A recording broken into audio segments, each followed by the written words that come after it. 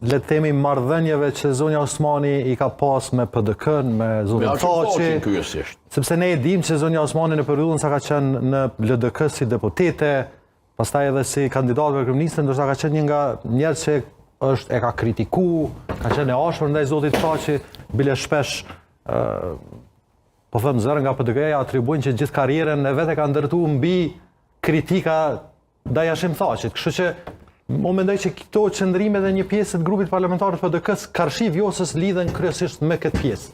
Pra me të kalumen edhe marrëdhëniet që ajo i ka pas me zotin Thaçi dhe PDK-n.